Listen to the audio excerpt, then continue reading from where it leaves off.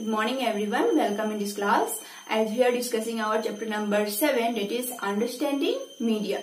Till now we discussed what is media. The plural form of medium is media. Then we discussed how technology has added in media. Then what is the role of money in media. So all these we discussed in our previous class. Today we will continue the chapter and will discuss our next subtopic, that is what is the role of media in democracy. So let's start our class. Democracy is a form of government.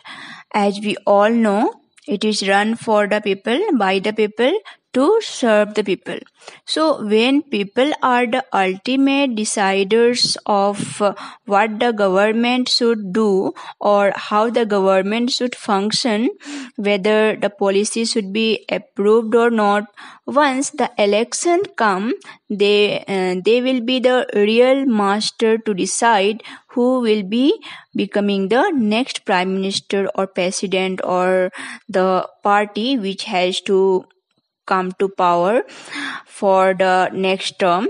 So in this process of election or this process for going for election, people should know how did the government function for past 5 years.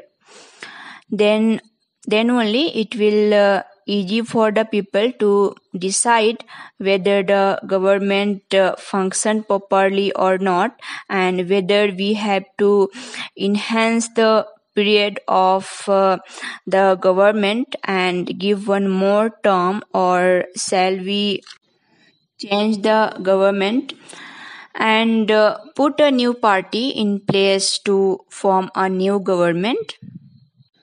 So that's why the role of media has become very crucial in democracy. Now, in democracy, how do media play vital role? First thing, it brings to us daily news. What is the government doing? What are the policies that are discussed by the ministers in the Legislative Assembly? How the programs are being planned? By when the programs are being going to completed. It brings the live telecast of debates which are happening in the Legislative Assembly. It covers all the aspects in details. It brings for us live presentations of what is happening in the assembly. It gives the live information of the minister's speeches. It gives live debates of questions and answer session of the Legislative Assembly or Parliament. It brings for us no confidence motion, live telecast. It brings every aspects in detail and minute information for us in media. Once it is covered news, you also find what are the other latest happening across the world. Not only in our state's Legislative Assembly, what happened in the public places, suppose for example, a car has come and run up, so a boy was killed in that incident. The boy lost his life. So all these kinds of happenings, important things of the government policy, important happenings, the IPL updates, the winning teams, the losing teams, the analysis, all these things come under happening. And then discussion. Then they trigger the discussion program, highlight the important points. If, for example, there is a campaign going on and on certain issues, whether it is important or not, the discussion will start. It leads to debate. A panel member committee will be asked for who are the expert in various speeches to come and give their valuable suggestions so that they can decide and discuss whether it is good or bad. It gives a public an idea of what are the positive that we are having of the policy that is going to be implemented by the government, and what are the negatives that are being left that we that will be affecting the people. And coming to the role of public in this media and who control democracy, in democracy we generally feel only by the time of election only the people can control it. Now, people can control this through various ways other than elections also. For example, you can write letters to the broadcasting ministry, information and broadcasting ministry about any illegal information or some information which are causing harm to the public through particular channels or through particular programs. That information can be written as a letter and brought to light to the information and broadcasting ministry, so that the ministry can take actions against the particular channel for telecasting that particular program. At the same time, we can organize public protests of anything which we don't like. If something which is happening against the public, you can organize a public protest. Then we have the signature campaign. If any program is going against the interest of the people or the government is becoming authoritarian and want to enforce certain rules, so in this case you can collect the signature campaign you can do, and you can collect signatures of 1 lakh signature you can collect, or 1 crore signature, and then the government will understand the severity of the problem, how many people are gone affected. For example, Narmada Bachao Andolan, where Megha Patekar became a famous social person because she fought for the rights of tribal groups who are being displaced, and no alternatives are being provided for their livelihood. In the similar way, the media should always give a balanced report. It should not give a report on one side.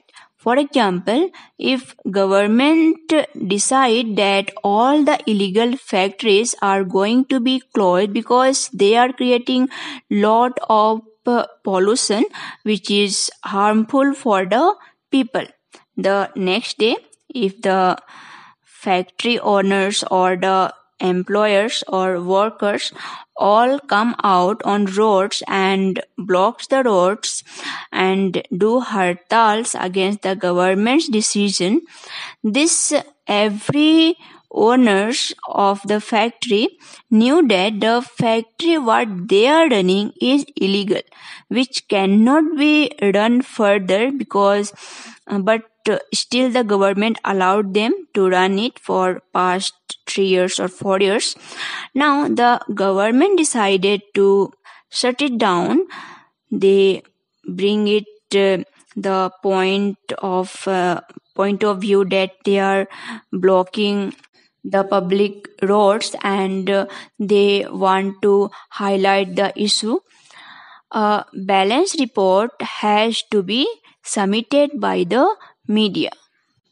As we discussed about the factory problem, when government has decided that the government is going to shut down the factories which are creating more pollution, automatically it affects the lives of the people, those who are working in the factory.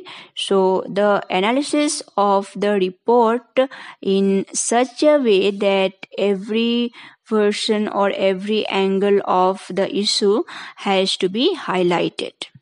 The detailed report has to be given and which has to be balanced. What is the importance of the government section and how it is going to affect the people, the public in the large scale, and also the concerns raised by the workers. So what is the government going to do if an employer or worker is losing his job? So all these aspects have to be covered here.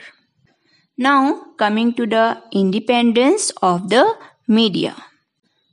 Media should be given the equal chance to decide independently without any pressure. Media should report on any case without any bias. Media should be able to focus on what are the aspects that are happening. Media should give the information covering both the sides information. If someone does any crime, media gives the information irrespective of his profile. If someone does anything right, appreciate it irrespective of his poor nature or low standard of him. So media should have that independence. And coming to censorship, media is always under the scans by the government. If you look at the movies, most of the movies are censored and certified by the censor board. So the censor board gives the direction or guidelines for the movie. At the same time, the TV channels, programs, or anything which is being telecasted for public. There are episodes in the Indian history when the media has been censored completely. A severe phase of censor have been experienced during the emergency period from 1975 to 1977. When Indira Gandhi imposed emergency, she kept complete restrictions and banned on the media, which is reporting against Indira Gandhi's rule. So, like this, the media should not be pressurized by any particular group. The media should not be biased. The media should be give balanced report. Sometimes the media catch the attention of the people by giving tagline. Media always wants to highlight a certain issue. Media understands the points which are very interesting to the people. So media would like to get more business by giving storylines, taglines for the news. For example, a particular minister is not available for many days. Where is the minister? Would be a tagline for that or storyline for that. So like this, they try to highlight so many things. They try to bring in so many aspects. Ultimately, they want to increase and enhance their business. As we discussed in the previous video, for media to run a channel, to run a newspaper, to run anything, they need lots of investment. And when you keep the investment, we automatically think of getting back or getting our money back. So once you get your money back, you need to focus how do you get the returns for your money. So media will try to get the things by sending their advertisements or by publishing the advertisements in the newspaper. So big corporate houses, the companies will start to pay money for the TV channels and for the newspapers for their publicity purpose, for their products, enhancement of business. So all these things connects the media with the corporate houses. Sometimes big corporate houses own certain chants or very friendly with certain chants who wants their business to be expanded, who wants their products advertisement to be telecasted many more times. So for all these things we need money. When an issue comes against a big industrialist who is a multimillionaire, who is a regular ad giver or contributor to the channel, can the channel report against that multimillionaire, or can the channel report against the politician? Can the channel report against the minister? Can the channel report against the businessman? Because money is utmost requirement of most of the channels, most of the media professionals. So sometimes media can also be biased. Sometimes media does not focus on certain issues. Sometimes media highlights the other side of the issue to be very extreme level. So the people also try to understand it in that way, then this way. Next, coming to setting agenda, media or television. In media, the important one is television.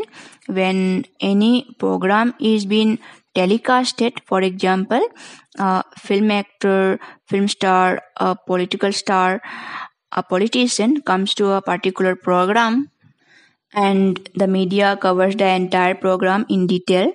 The television will give live telecast on this, which will try to give most important to this. Or if a cricket match is there, the entire cricket match is given in live telecast for 7 hour to 9 hour, when it covers everything. Important programs all will be cancelled by giving live telecast of cricket. So, if any news related to cricketers, related to politicians, related to film stars, it becomes highlighting one. This news gets the attentions of millions of people. So the media wants to highlight all these issues. It want to enhance business. At the same time, media should be balanced. That what we discussed in the democracy and media, what is the role of democracy in media. So why media should be balanced? Because there are people who are suffering with lack of drinking water in states like Maharashtra, in the district of Latur, where many people struggle to get drinking water for a day once they get water. So they need to store water for days to drinking their water. While in the same state, one other side like Pune or Mumbai, you get lakhs of liters of water pour out for the IPL matches. So media should report both the issues equally, the wastage of water as well as the importance of water. Media should create an agenda which is useful for the public, which opens the eyes of the public. Media brought to light that there are harmful pesticides, chemicals in the Maggi noodles, which question the safety of the public. Later it went under scan. The safety measures had been taken. The product has been re-released. Then Coca-Cola drinks, where they contains high amounts of sugar, which will really affects the people's health. So all these things really they are very very important, which had to be addressed seriously. And as the time passed on, we also need to understand that one media is nothing but it is a process through which you get the information. Once you get the information, the media have setting agenda, like a fashion designer who conducts fashion week, The journalist explains in details how the fashion designer has got the idea of doing this particular design and which model has portrayed this one, who was the how was the look of that, and how far they able to reach to the people, what was their main intention behind this one, like this in details, covering headlines of the newspapers. But at the same time, the houses of the slums are being demolished by the government, that catches normal lines somewhere on the city pace as very small note. So there should be balanced report, and people, especially public, should have that understanding. When they get a report, examine the report, what information the report giving, what information I am getting, on which point of view I am getting this information. Am I getting it in neutral way, or am I biased with some particular point of view? Am I neglecting certain points? Am I considering certain points more? Am I being focused toward one side? So the report should you give you the information. You have to decide whether it is a balanced report or not, or a biased report or a one-sided report. Once you get it confirmed that it is a balanced report or a normal report or a biased report, you need to focus clearly on that. Understand the report clearly. Don't be judgmental on the report given to you. Decide, analyze, conclude. Then you come to a conclusion stating whether it is a biased reports, what angles have been neglected, what other angles are being focused. So media plays a very vital role, and this is how we understand the role of media in the present century. So this is all about chapter number 6, understanding media.